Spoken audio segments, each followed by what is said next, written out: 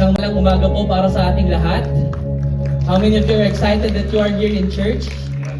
Just like what Joash mentioned a while ago, this is our last 11 a.m. worship service. God has been so faithful. We're worshiping and acknowledging His greatness to our church. That's why we're making room for more. Okay, sabi mo nga sa katabi mo, we're making room for more.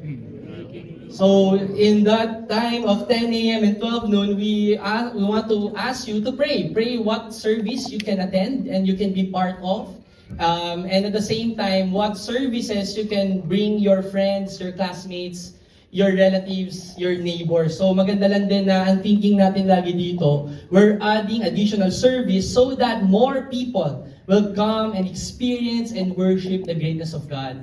Ako po si Ferdy, isa po sa mga campus missionary dito sa Victory North Avenue, and masaya po kami na nandito kayo ngayong umaga. And ako po ay, katulad sabi ko, campus missionary, pero pag hindi po ako nandito sa stage, nasa kapihan po ako sa likod. Nag-enjoy ba kayo sa kape? Ay, punta po kayo na maaga. And at the same time, nagsusulat ako ng mga sticker ID ng mga estudyante sa Kids Church. So if you have kids, we encourage you to bring them to Kids Ministry. Starting next Sunday, 10 a.m. po muna yung time slot natin for kids ministry. Also, like what Joash said, yung call to serve natin, if you have that urging from the Holy Spirit to serve with whatever talent, gift, just be available.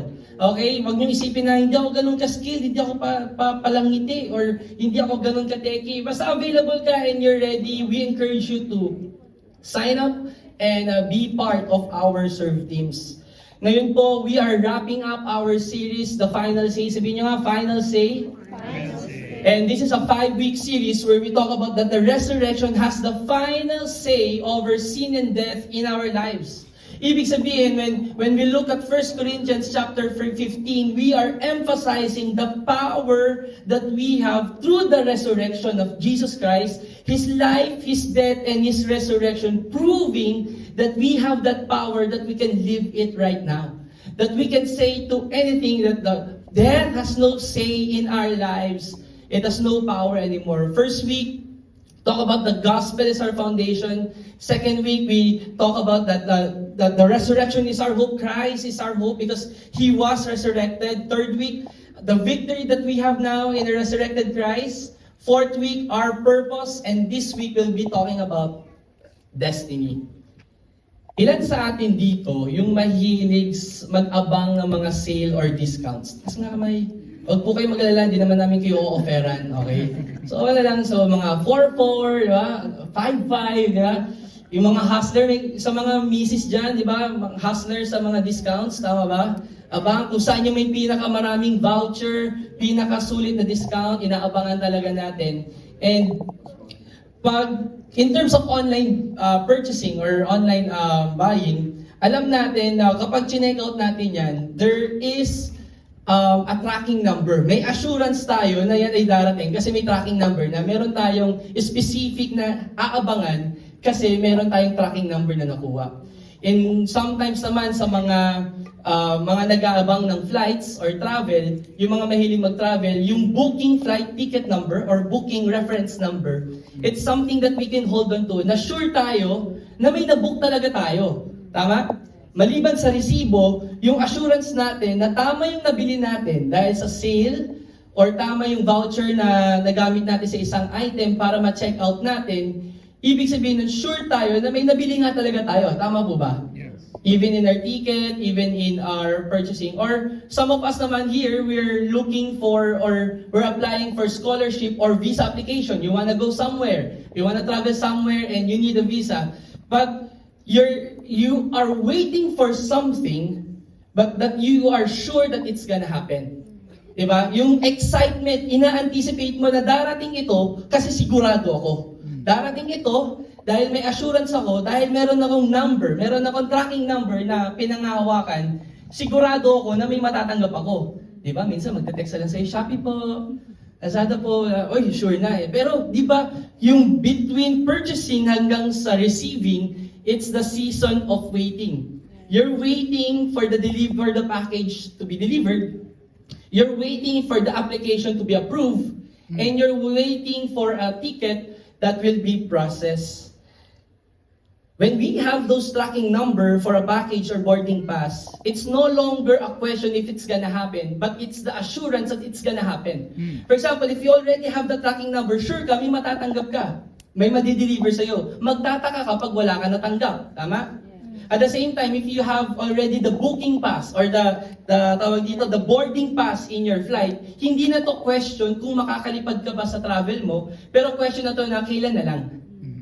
Based dun sa data or details na nandun sa boarding pass mo, sigurado na it's no longer a question if it's gonna happen, but there's certainty and assurance that it's gonna happen. We're just looking for when it's gonna happen. Why am I saying that? Because it's somewhat related to the resurrection.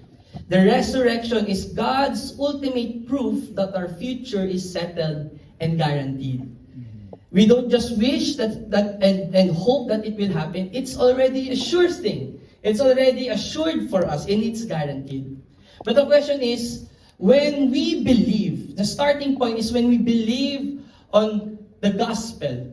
And then when we look forward for the eternal destiny that we have in Christ, the season of waiting is challenging and at the same time exciting. We have that anticipation that yes, I'm sure about that, but I need to wait. I need to go through with this journey.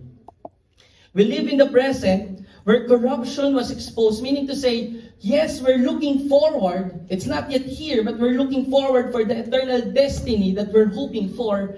But we live in the reality, in the present day where corruption was exposed, where there's darkness, there's pain, there's bad news about death and sickness. The presence of the enemy, acknowledging that there's evil world system around us and the struggle of our sinful nature, it affects the way we view our future. Tama ba? Ibig sabihin, we're looking forward for the eternal destiny that we have in Christ because of the resurrection, but we live in the now, where there's things that preoccupies us, overwhelms us, or makes us, makapagtaka sa mga bagay na yun. At titingnan na lang natin na, Lord, kung merong eternal destiny sa hinaharap, paano ako mabubuhay sa ngayon? Nakikita ko ang kasamaan, nakikita ko ang mga gantong pagsubok, paano ako mabubuhay sa ngayon kung meron akong eternal destiny na inaabangan at sigurado? If we believe and are convinced that the resurrection has the final say over sin and death, the question is, what assurance does it give to every believer that we can hold on to now? Let's look at 1 Corinthians chapter 15. I'll be reading it from verse 50. Can I ask everyone in reverence to the Word of God, can we all stand up and read it together with your Bible apps and your physical Bibles? Verse 50.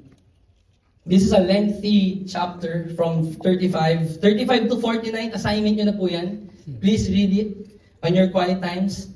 And in verse 50 up to 58, I tell you this, brothers, flesh and blood cannot inherit the kingdom of God, nor does the perishable inherit the imperishable. Behold, I tell you a mystery. We shall not all sleep, but we shall all be changed in a moment, in the twinkling of an eye, at the last trumpet. For the trumpet will sound, and the dead will be raised imperishable, and we shall be changed. For this perishable body must put on the imperishable, and this mortal body must put on immortality. When the perishable puts on the imperishable, and the mortal puts on immortality, then shall come to pass the saying that is written, death is swallowed up in victory. O death, where is your victory? O death, where is your sting? The sting of death is sin, and the power of sin is the law. But thanks be to God, who gives us the victory to our Lord Jesus Christ. Therefore, my beloved brothers, be steadfast, immovable, always abounding in the work of the Lord, knowing that in the Lord your labor is not in vain. Amen. Lord, maraming salamat sa salita mo na ito yung nagbibigay ng buhay para sa amin. Ito yung nagbibigay ng pag-asa on how we live our lives right now. Thank you, Lord, because your word is powerful. It changes us and transforms us. Lord, speak to us right now. identify things where we're struggling with, and may your word be an encouragement and life-giving to us this morning. In Jesus' name we pray. Amen. Please take your seats. Yung buong chapter 15 of 1 Corinthians, Paul was just teaching about resurrection. And kailangan din maintindihan natin that Paul, in this teaching in chapter 15, Paul was addressing the wrong belief or view about the resurrection. It's a mix of, dun sa Corinth, it's a mix of those who believe in Christ, in the resurrection in Christ, at the same time, those who are doubting about the resurrection of Christ, and at the same time, those who are skeptic, those who put question, those who challenge the power of the resurrection. So that's how diverse the audience of Paul in this chapter. And during their time and culture, he was addressing that people had preconceived notions about the resurrection. Para sa kanila, yung misconception ng resurrection is that it's impossible for the soul to live indefinitely, but there was no category for the body to live indefinitely. For them, yes, the soul can live indefinitely, pero yung body, parang malabo ito. That's why in the whole verses ng 35 to 58, Paul was just having that argument.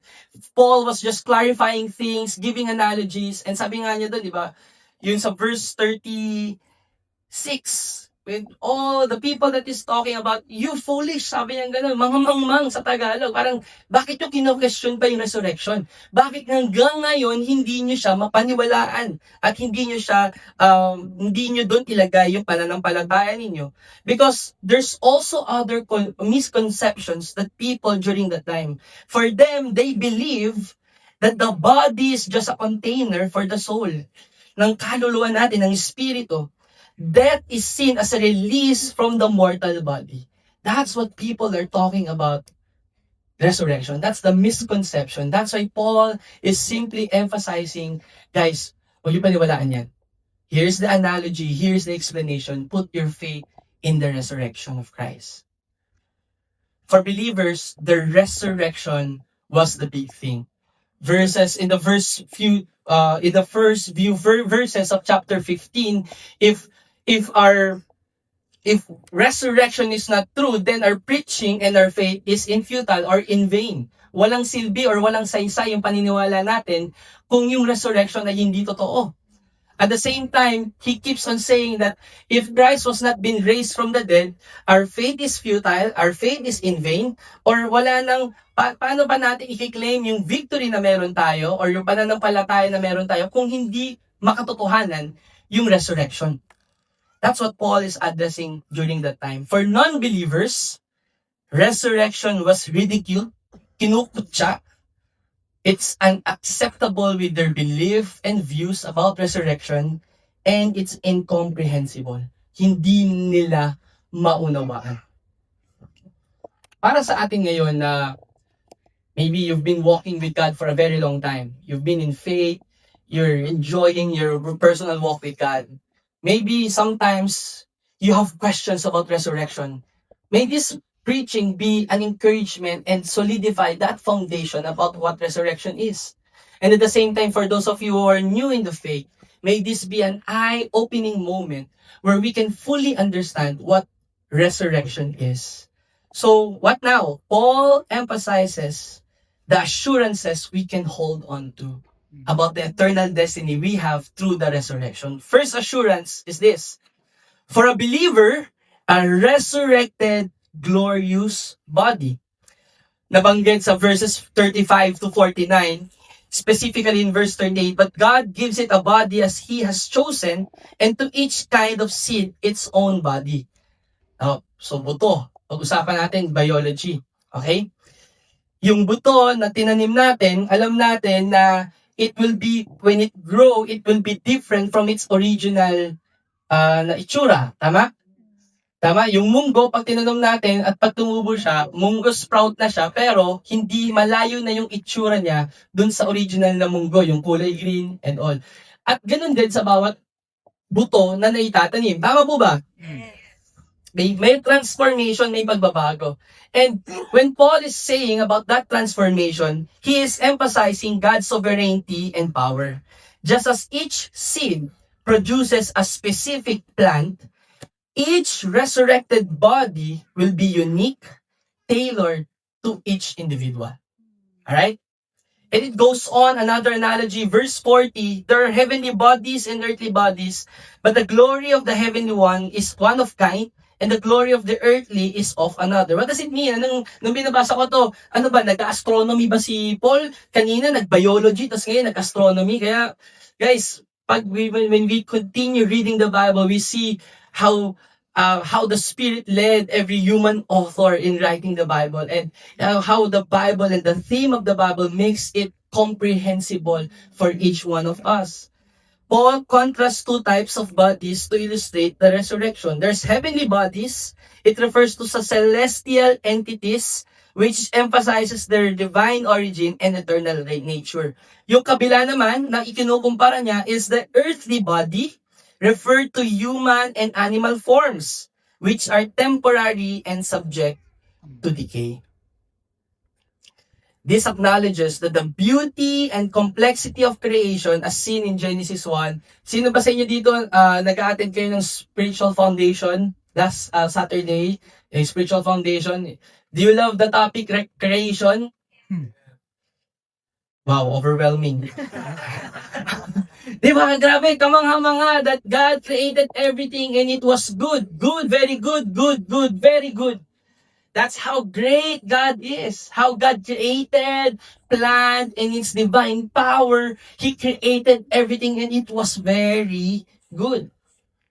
But we also need to understand that after the creation, there's also sin and the fall. Because of the fall, sin marred the original design of God to His creation, especially to humans, right?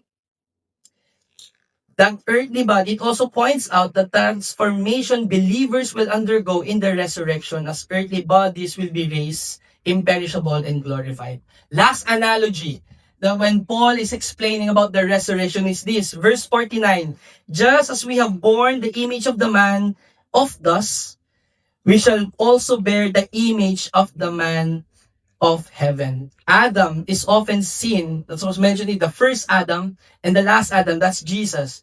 Adam is often seen as a representative of humanity, and his fall into sin, Genesis 3, remember that, the fall, brought about a sinful nature that all humans inherit.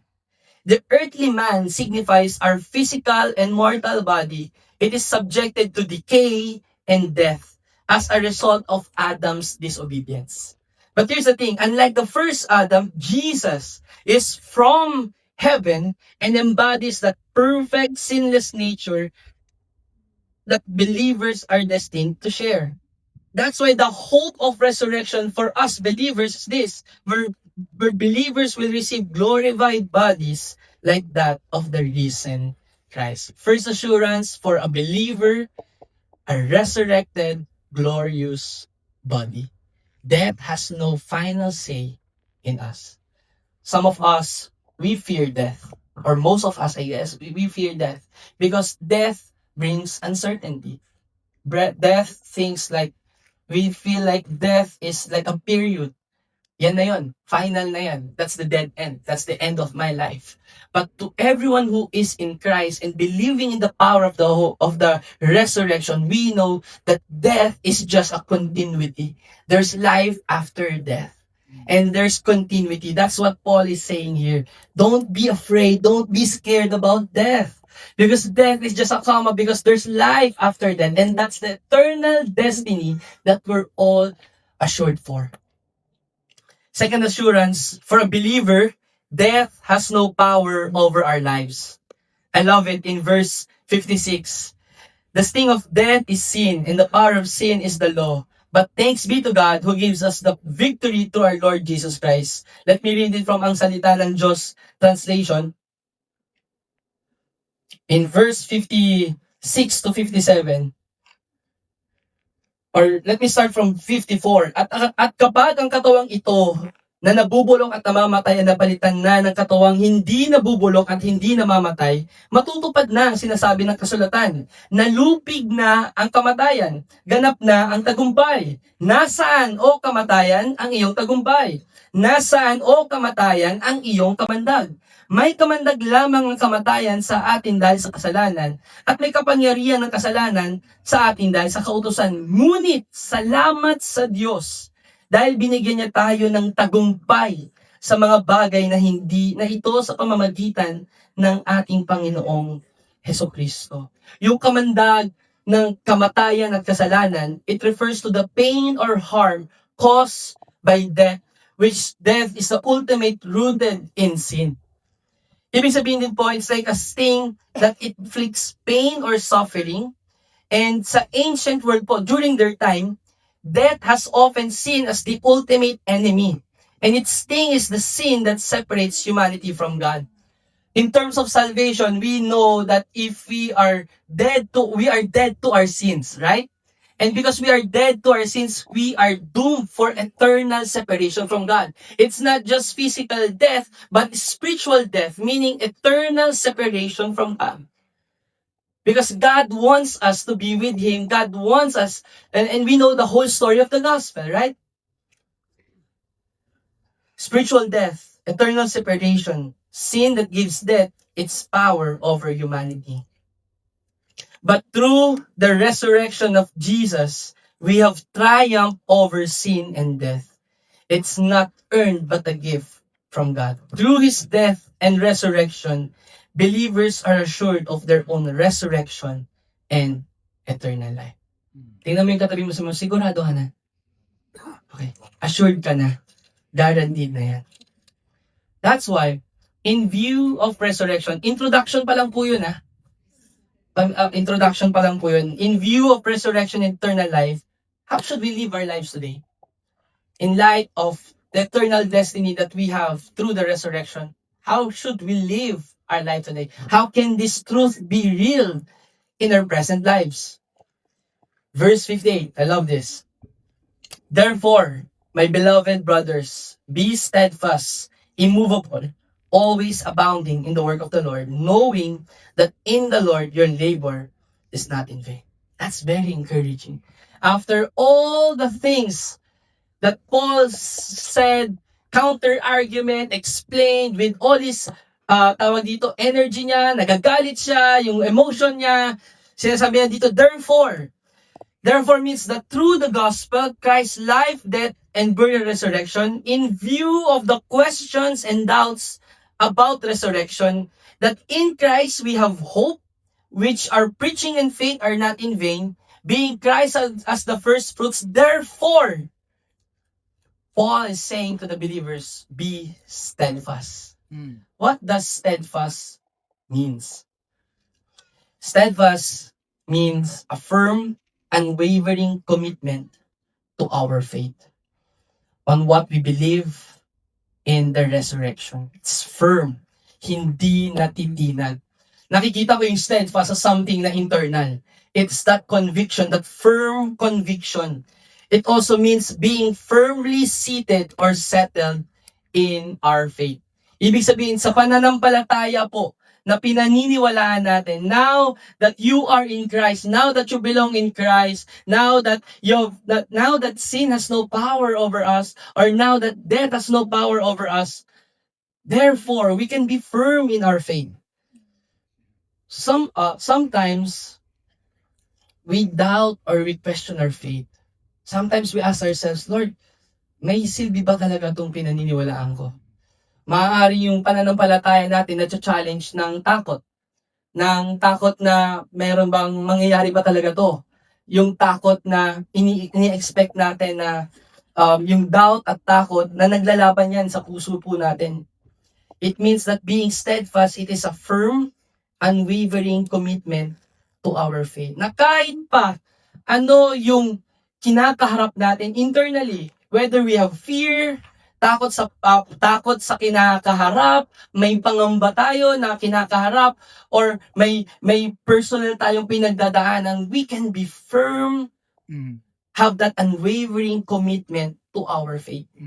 firmly seated and settled in our faith. In Colossians chapter 1 verse 23, it also means being steadfast means you hold your ground. You hold your ground. Okay? Huwag kang magpapatinag, huwag kang magpapagala, huwag kang susuko, huwag kang malilihis. Kasi yung steadfast and immovable, maganda ma-differentiate natin siya at makita natin yung comparison nila, yung similarities nila as well. To be continue to our faith and to be established and firm. Firmly fixed in your own conviction. Kung estudyante ka ngayon, alam mo lang that this message tells us to be firm, to be firm in your conviction. Na kahit na ikaw na lang yung may paniniwala tungkol sa kung ano yung tama, hindi mo siya isa-sacrifice because you are steadfast. You firmly and have that unwavering faith on what your convictions look like. Okay, sa mga mag-aasawa po, you know that even if there are challenges in the family, you know you can be firm. You're established in the faith. Firm, established, have that unwavering commitment to your faith because we know that we can be steadfast in Christ. Second, be immovable. Refuse to be knocked off course or paralleling. Resistance to external pressures and false teaching. Many times, when we are in our workplace or when we are even in our family, if your family or the extended family are not yet Christians, your convictions will be challenged. Your convictions will be questioned. Tama ba talaga yan? Pinaniniwalaan mo ba talaga yan? Pinangahawakan mo talaga yan? Sure ka ba talaga dyan? Being immovable, it's like an external pressure about your faith. That you are a Christian, you're established and firm in your faith, but internally, there's struggles, there's questions, there's fear, then there's anxiety that we're resting in. And plus at the same time, there's that external pressure, that external factor that affects our faith. But Paul reminds every believer, be immovable. Resist that external pressure for compromise. Resist that external pressure to give up your faith. Resist that external pressure to give in to temptation, to fall into sin. To resist that external pressure to compromise your faith and your belief. Be steadfast, be immovable. Parang gano'n eh. Sa upuan natin, wala lang ako upuan kasi pag naglagay ako ng monoblock dyan, madali ko matutulak. Hindi naman dahil sa malakas ako, pero hindi kasi siya ganun ka-stable. Pero halimbawa, ito pong lazy boy natin, na nandito si Joash. Joash, kaway ka naman. Yan, okay. So nandito si Joash. So, being steadfast and immovable looks like this. Joash is firm and established in his faith. He is sure that this seat will not give up on him. Tama naman, di ba? Hindi ka naman bibitawan ng upuan na to, di ba? Papatulugin lang siya. Ihele lang siya. Pero sure si Joash that this seat will not give up on him. But at the same time, alam lang niya na being steadfast and being immovable means na kahit gumalaw-galaw siya, yung upuan hindi gagalaw sa kanya. Except dun sa original design niya na taas-baba. Tama? Kahit gumalaw-galaw siya dun, hindi niya magagawa. Pero when external pressures come in the life and faith of a believer, being steadfast and immovable looks like this. That this is Joash, this is his faith, we believe in this. Kahit na anong bugak mo dyan, hindi siya talaga gagalaw pupunta doon sa kabilang row. Nandito lang siya, firm, established, immovable. Hindi nagagalaw, hindi natitinag. Yes, aangat lang siya, bababa lang siya. Masal ka sa makatulog siya. Sir, masahe, gusto mo ba? Pero alam natin na yung pananampalataya niya, hindi mag-shift, magpupunta ng ibang row, hindi siya tatalsik, hindi siya magagalaw, hindi siya matitinag. Church, we want to have that kind of faith. Being steadfast in our conviction, being immovable in our faith, in our beliefs, and in our values. That's what's important for us. And it doesn't end there. Being steadfast, being immovable, and always abounding in the work of the Lord. I like the word always. In-emphasize ni Paul na palagi. Okay, hindi yung kanta ni TJ Monterte at Casey Tantingan. Okay, palagi, hindi lang kapag trip mo, hindi lang kapag may breakthrough ka, hindi lang kapag maganda yung mood mo, always. Always abounding in the work of the Lord. We have those assurances, we have that faith, therefore we can be steadfast, immovable, and always abound in the work of the Lord. This verse reminds us that we don't need to strive to do good works. We don't need to napilitin natin yung sarili natin because it's a result. It's the overflow. It's the abundance of the work of the Lord or the work in the Lord. It comes out naturally. Pansinin mo, before you have your faith in Christ, parang ang hirap magmalasakit, di ba? Ang hirap maging gentle. May challenge, tama ba? O ako lang, kasi ever since talaga mababait kayo lahat. Baka ako lang, Ferdy, ako. Hirap ka dito. Di ba? Parang hindi, even yung mag-serve, ang mindset natin yun is to earn or merit base. But now that we are a believer, it's already an outflow, an overflow, always abounding in the work of the Lord. No more striving. Hindi mo na kailangang pilitin. Hindi mo na kailangan madaliin. Because it says here, you excel in the work of the Lord. You give yourselves fully to the work of the Lord. No doubts, no regrets, no hesitation. You work enthusiastically. Ibig sabihin, pag nag-serve ka, pag gumawa ka ng maganda to the people around you, hindi ka, kampusan mo. Hindi ka nalulungkot, di labag sa kalooban mo because it overflows. You are always abounding in the work of the Lord. How many of you want that? How many of you want that? That even in the struggles, even in the reality, even sometimes there's internal and external pressure in our faith, we can be steadfast, we can be immovable, and we can always abound in the work of the Lord. We do our best and doing more that is needed.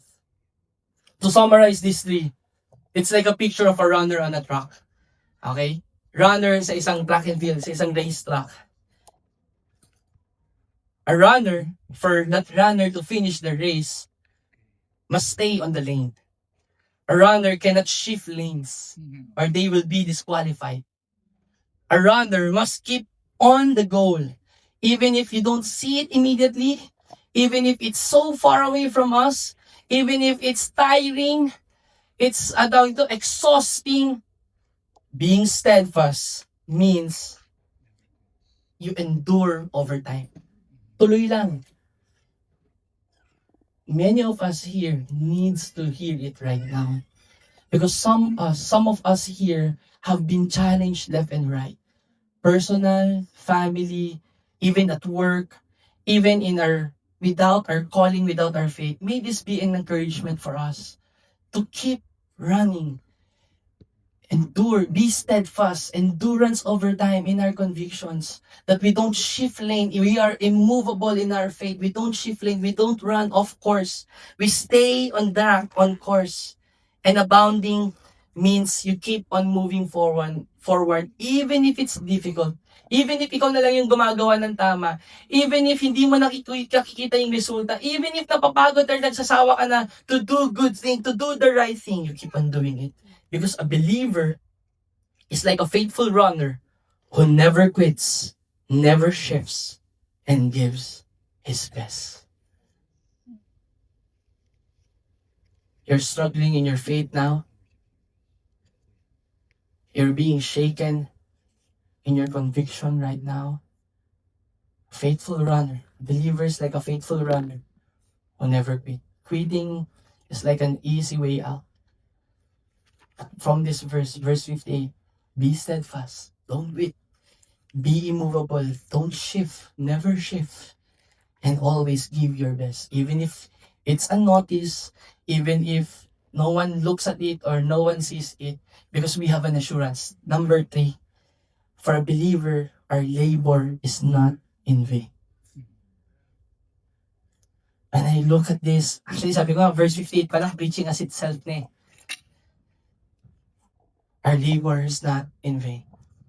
When we keep on running, when we keep in our conviction, when we firmly hold on to our faith, when we read your prayer requests, what we do as a pastoral team is that we stand in faith with you. Thank you for not quitting. Thank you for not shifting. Because the easy way out, I'll not attend church. I'll just face it. right in front. But we know because we serve and we worship a great God, we don't quit.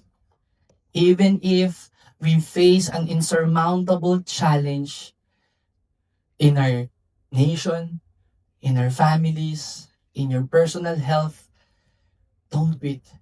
And we don't shift as well. We don't just say na, ayoko na, mag-isolate na lang ako. I don't want to be in the church anymore because parang sila okay lang lahat eh. Parang pag pupunta ako ng church, dapat okay lang ako. You know what, church? You're always welcome here. You don't have to face your problem alone. You don't have to isolate yourselves and say, okay na ako, I'm here, convenient. We challenge you, go here in the church because there's that power when we worship together. You are not alone. You see in the picture, there's just one runner in the racetrack. But in our faith journey, as a church, we're running together. There's people on your left, on your right, running the track. Doesn't quit, doesn't shift, and always giving his or her best. Because our labor is not in vain. Every effort under the authority of Christ and grace is not put to waste. You are a breadwinner right now and you're saying, ako na lang ba lagi bubuhay sa family ko? Ako na lang ba lagi ang mag-provide sa lahat ng pangailangan nila? This reminds us that our effort, we serve our family, we bless our family, but we are not the ultimate provider. We are not the one who has the say in every problem that we're facing. We know that we are a conduit, an avenue where our family will experience the goodness and the greatness of God. It also means when we say labor, it's like toiling, hard work, not giving up. Our earthly tasks have eternal significance. Discipling someone, yesterday we had our leaders huddle, and it also reminded us that our labor in discipling people, listening to their kwentos na matagal, spending time with them, going out of our comfort zone, listening to them, it's never in vain. Walking with someone in their faith is never in vain. Praying and standing in faith with someone is never in vain. Doing good to those who are needy, to those who are struggling right now is never in vain. Because our labor is not in vain. Our work and labor that we do for Jesus matters. So what now? Yes, we have those three assurances. Yes, there's the call to be steadfast, immovable, and abound always abound in the work of the Lord. What now? First, anchor our lives in the Word of God. The Word of God, we firmly and establish our faith on the Word of God. Not on our experiences, not on our own understanding, but on the written, truthful, authoritative Word of God. We encourage you that you love and you meditate on the Word of God, because the Word of God, if you want to be firmly established and be steadfast, you can be steadfast in the Word of God. You cannot be steadfast on what the culture or the society influences us, because it can change. But the Word of God is unwavering. The promises of God is unwavering. The truth, the trustworthiness of God is unwavering. We can establish firm in the Word of God. Second, be connected in the church through discipleship and serve teams. It's more of a practical, because we know that we are a new church here. And some of you, you're starting in your faith, you're trying church again. And some of you here have been attending church from other location or other congregation.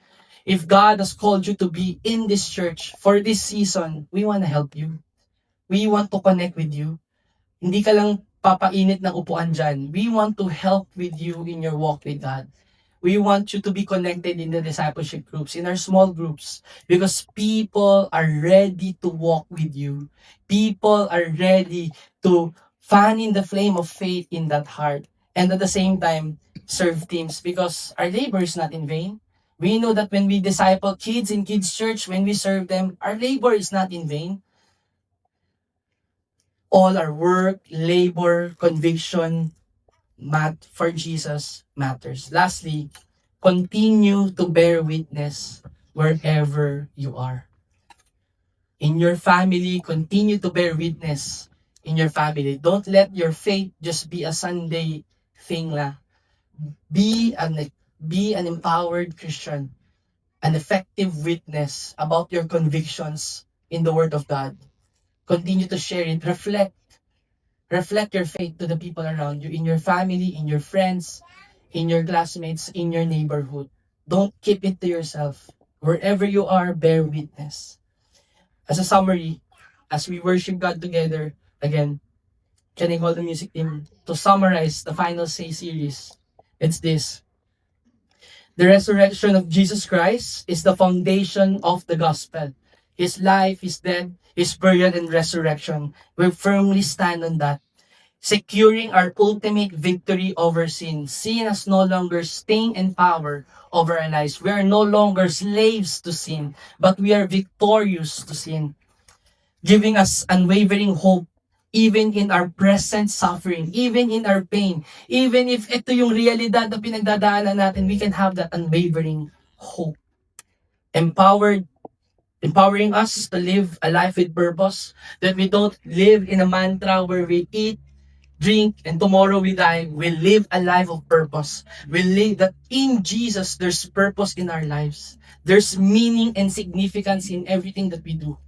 Lastly, it assures us of our eternal destiny.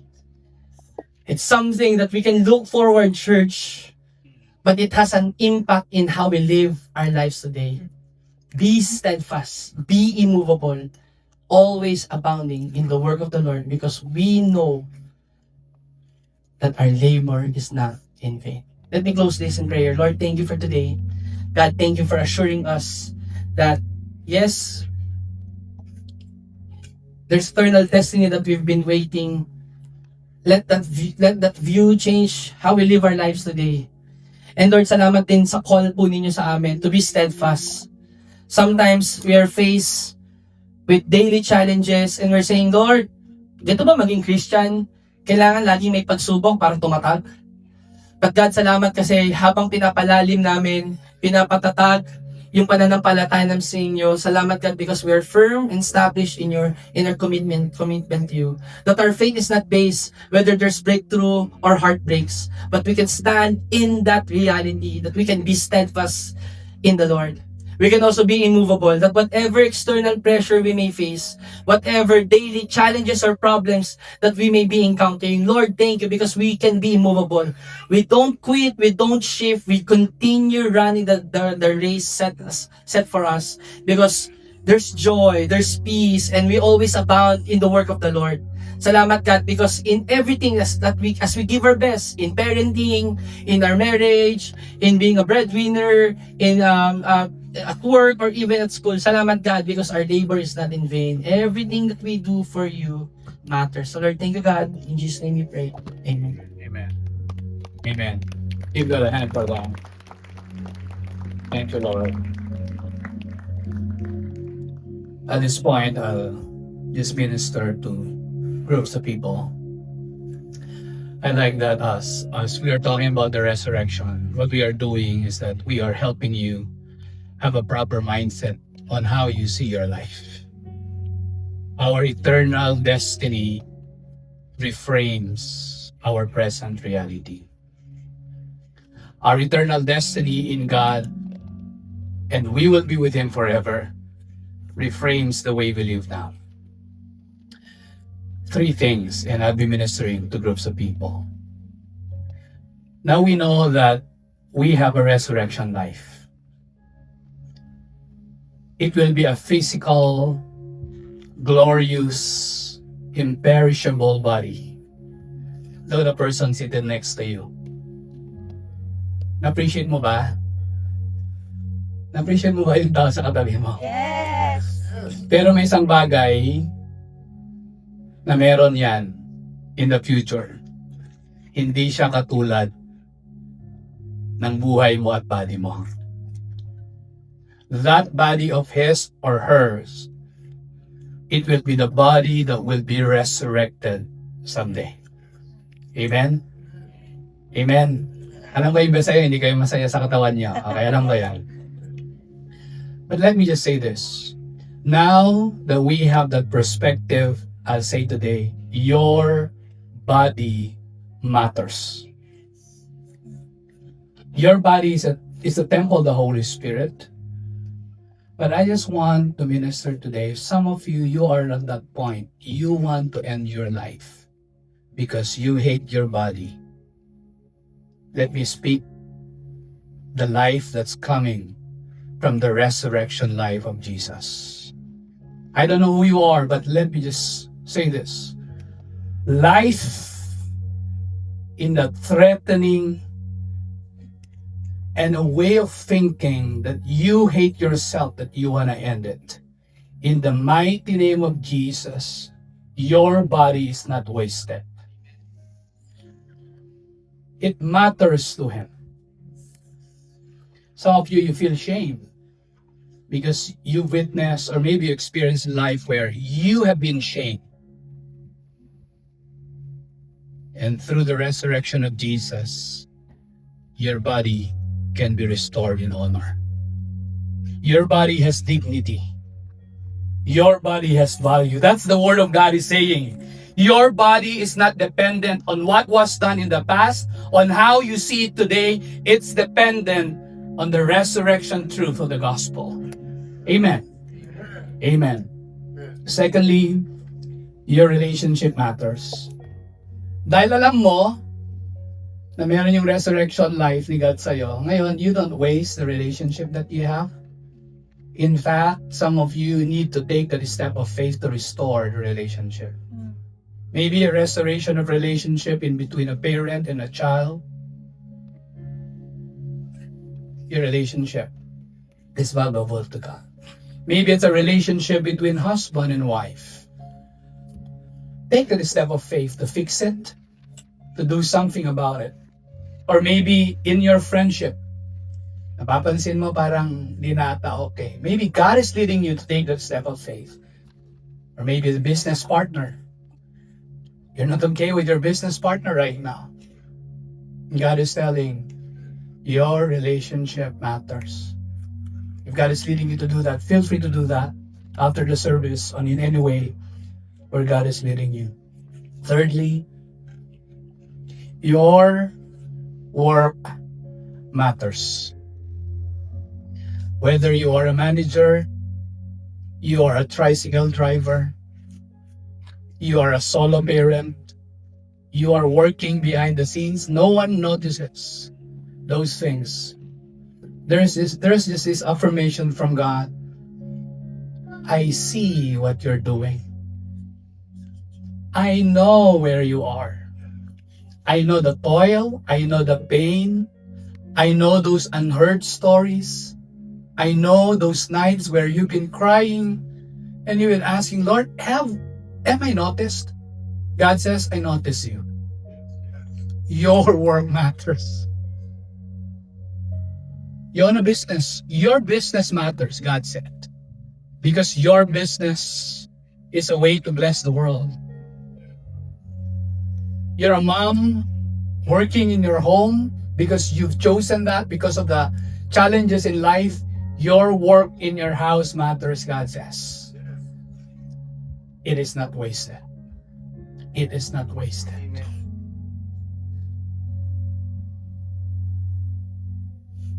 Maybe you're a widow. Lord, I pray that you will minister, Lord, to those who are alone, who are widow. Be with them, Lord. Be present in their lives. And today as a church, as 1 Corinthians chapter 15, verse 57 declares, but thanks be to God. Say those words with me. Thanks be to God that we have victory in Christ Jesus. Amen? Amen. Can I invite everyone to please stand? Let's declare the greatness of God, that in Him, through Him, with Him, by Him, and for Him, He is great and He is good. Let's worship Him with this song.